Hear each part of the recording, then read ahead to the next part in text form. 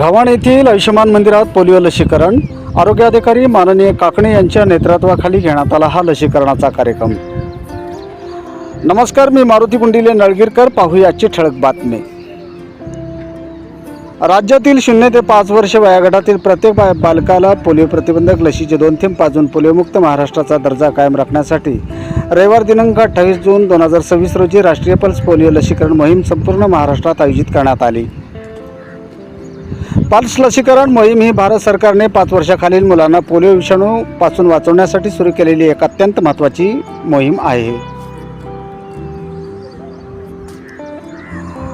या मोहिमेचा उद्देश मुलांची प्रतिकारशक्ती वाढवणे आणि देशाला पोलिओमुक्त ठेवणे हा आहे।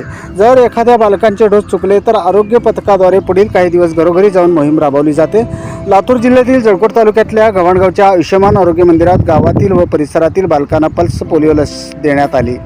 या प्रसंगी आयुष्यमान आरोग्य मंदिर समुदाय आरोग्य अधिकारी माननीय काकणे, उपकेंद्र गव्हाण, आरोग्य सेविका श्रीमती गवळे, आशा कार्यकर्ते शुभांगी निर्णय, आशा कार्यकर्ते पद्मिनीबाई गायकवाड, ललिताबाई भोईनवाड, ललपा मेत इत्यादी उपस्थित होते। KJ न्यूज इंडिया मराठीसाठी जळकोट तालुका प्रतिनिधी गणपत वजिरे, लातूर।